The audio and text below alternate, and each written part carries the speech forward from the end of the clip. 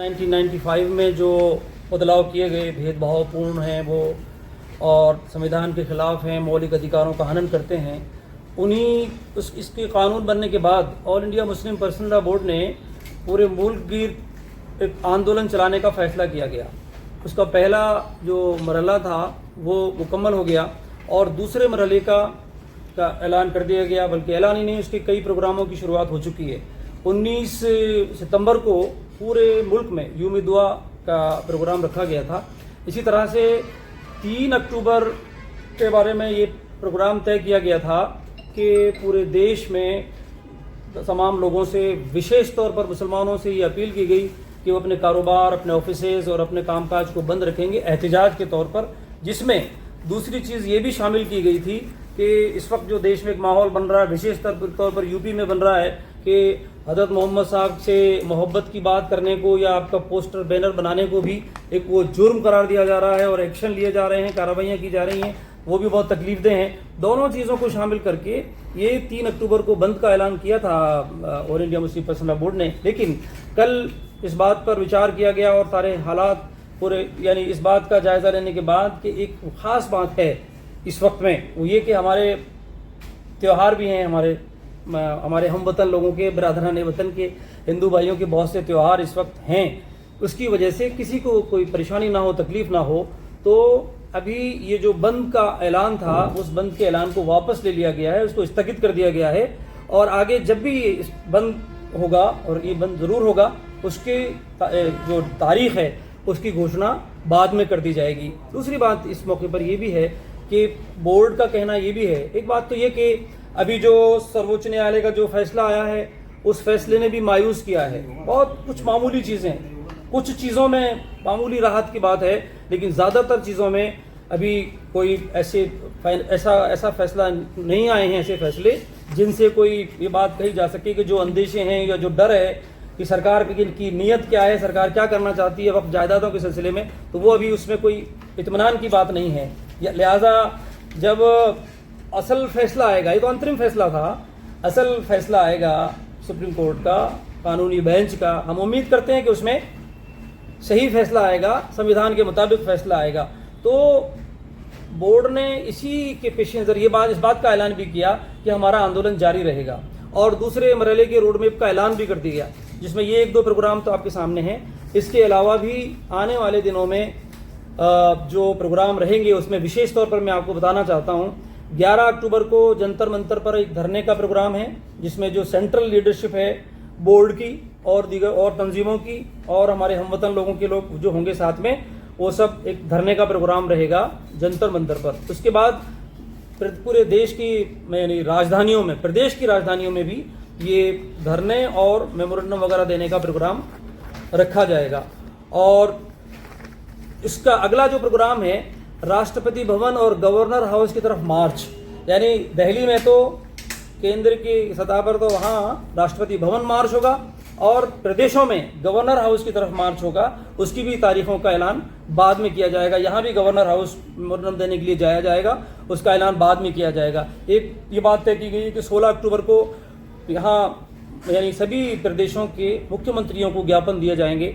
और ख़ास एक प्रोग्राम, और भी चीज़ें हैं, कई चीज़ें हैं, मैं शॉर्ट करते हुए आपको अर्ज़ करना चाहता हूँ। 16 नवंबर को रामलीला मैदान में, दिल्ली के रामलीला मैदान में पूरे देश के लोग जमा होंगे। एक बड़ा एहतजाजी प्रोग्राम रखा जाएगा जिसमें लाखों लोगों की तादाद होगी। वो एक बड़ा प्रोग्राम होगा जो 16 नवंबर को होने जा रहा है। इस तरह से ये आंदोलन बोर्ड की तरफ से जो चल रहा है, ये आगे भी जारी रहेगा, कोशिशें जारी रहेंगी। और ये कोशिशें उस वक्त तक जारी रहेंगी जब तक कि सरकार इन काले कानूनों को, जालिमाना कानूनों को, जो शरीयत के खिलाफ भी है, देश के संविधान के खिलाफ भी हैं, इनको सरकार जब तक वापस नहीं लेगी, ये आंदोलन जारी रहेगा। शुक्रिया। सुप्रीम बोर्ड ने जो फैसला किया है उससे हमारे जो है कन्वीनर साहब ने, स्टेट कन्वीनर साहब ने आपको अवगत कराया है। इसी फैसले में एक फैसला ये भी था कि पूरे मुल्क के अंदर जो कानपुर के अंदर जो वाक़या हुआ था आइलो मोहम्मद का, और उसके सिलसिले में सरकार चाहती या एडमिनिस्ट्रेशन चाहता तो उस बैनर के मसले को बुला करके हल कर सकता था। लेकिन चूंकि सरकार का रवैया ये है कि हालात बिगड़े इन मौक़ों के ऊपर, तो सरकार ने उस बैनर के मसले को लेकर के बाकायदा FIR दर्ज की और उसके बाद जब उसके ऊपर एहतजाज हुआ और पूरे मुल्क में एहतजाज हुआ, तो सरकार ने उसको बजाय इसके कि पॉजिटिव लेती उसको नेगेटिव लेना शुरू कर दिया। और जो लोग भी आई लव मोहम्मद कह रहे हैं उनकी गिरफ्तारियां हो रही हैं।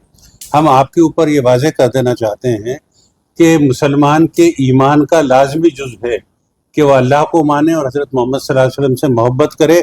अपनी जान, अपनी माल, अपने माँ बाप से भी ज़्यादा वो जो है हज़रत मोहम्मद सल्लल्लाहु अलैहि वसल्लम की हैसियत को मानता है और उनके लिए हर तरह की कुर्बानी देने के लिए तैयार है।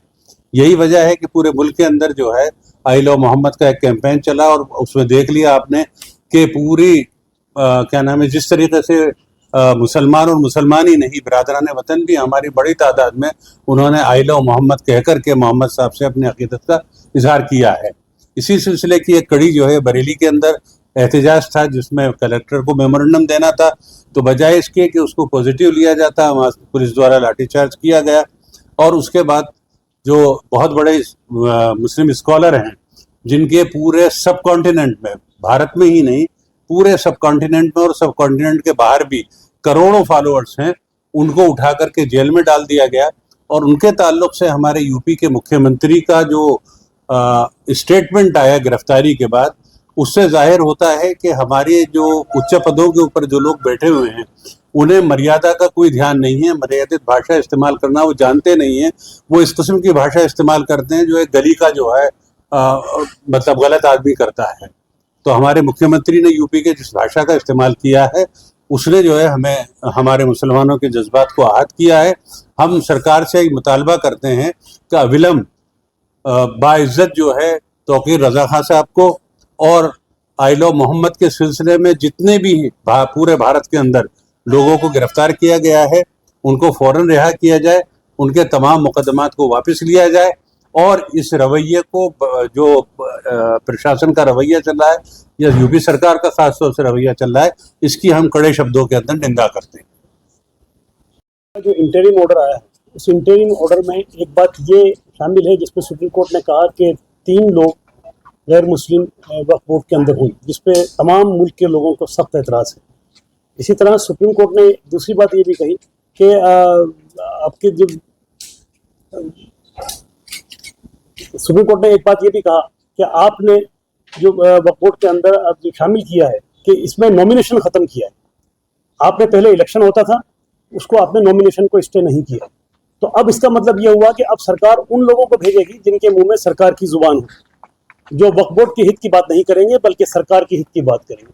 तो नॉमिनेशन को स्टे नहीं करने से भी हमें सख्त एतराज़ है कि वो एतराज़ गलत सुप्रीम कोर्ट ने किया। लेकिन हम, क्योंकि ये पूरी मिल्लत कई मौक़ों के ऊपर ये साबित कर चुकी है कि ये पूरी मिल्लत अमन पसंद कौम है।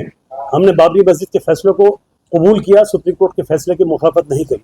हम अभी भी ये उम्मीद करते हैं कि सुप्रीम कोर्ट का जब फाइनल फैसला आएगा तो इन चीज़ों के ऊपर गौर किया जाएगा और इन चीज़ों को कानून से हटाया जाएगा, क्योंकि ये बिल्कुल कॉन्स्टिट्यूशन के खिलाफ चीज़ें आपने इस कानून के अंदर डाली है। आपने किसी देवस्थान के अंदर तो किसी मुस्लिम को शामिल नहीं किया, आपने किसी देवस्थान के अंदर किसी सरदार को तो शामिल नहीं किया, किसी एससी को शामिल नहीं किया। तो फिर वक्फ बोर्ड के अंदर किसी भी नॉन मुस्लिम को शामिल करने का क्या मतलब था जिनका इस प्रॉपर्टी में कोई इंटरेस्ट नहीं। इसी तरह सुप्रीम कोर्ट ने कहा, कोर्ट एक्ट में ये बात कहा गया कि पहले आपके इतने प्रॉपर्टीज थी और अब इतनी हो गई, उसको भी सुप्रीम कोर्ट ने कहा कि नहीं, तो आप बात करेंगे। हमने कहा क्योंकि जो पहले आपने ये तो नहीं कहा कहीं भी कि रकबा कितना बढ़ गया है, आपने कहा पहले 2.5 लाख प्रॉपर्टीज थी जो अब 7.5 लाख हो गई। हमारा कहना यह है कि जो 2.5 लाख प्रॉपर्टीज थी उनमें डेवलपमेंट होकर जहाँ पहले 1 कमरा बना हुआ था वहां पर अब 4 कमरे बन गए, किसी में हॉस्टल बन गया, तो आपने उस एक प्रॉपर्टी को 4 प्रॉपर्टी में कन्वर्ट करके उसको इंदिराज कर दिया।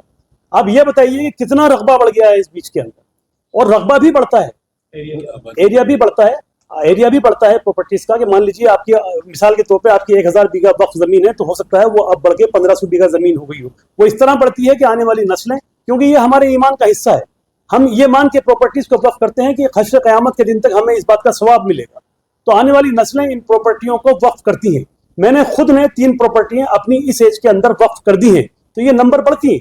और मैंने जो प्रॉपर्टियां वक्फ करी हैं वो सरकार से अलॉट करा के वक्फ करी हैं। इस तरह पूरे हिंदुस्तान में लोग प्रॉपर्टी उसको अलॉट करते हैं, क्योंकि हमारे म्यूनिसिपैलिटी एक्ट के अंदर ये प्रोविजन है, हमारे नगर पालिका एक्ट के अंदर ये प्रोविजन है कि कब्रिस्तानों के लिए नगर पालिका जमीन अलॉट करेगी, जिस तरह वो शमशान के लिए अलॉट करती है। तो जहाँ नई बस्तियां आबाद होती हैं वहाँ कब्रिस्तान के लिए जमीनें अलॉट की जाती हैं, वहाँ उन नस्लों के पढ़ाने के लिए मस्जिदों के लिए जमीनें अलॉट की जाती हैं। तो प्रॉपर्टी बढ़ती भी हैं। तो ये कह देना कि साहब प्रॉपर्टी बढ़ गई हैं वो सारे ही कब्जे हैं, ये बिल्कुल गलत है। तो हम ये उम्मीद करते हैं कि जब सुप्रीम कोर्ट का फाइनल फैसला आएगा तो इन चीज़ों पर गौर किया जाएगा और इन चीज़ों के ऊपर गौर आने के बाद में फिर फाइनल फैसला करेंगे। अगर फैसला यही रहता है तो ये भी हक है कि हम उसका एहतजाज करें, हम सड़कों पे उतरें और अपनी बात को मनवाने के लिए सरकार के ऊपर प्रेशर बनाएं।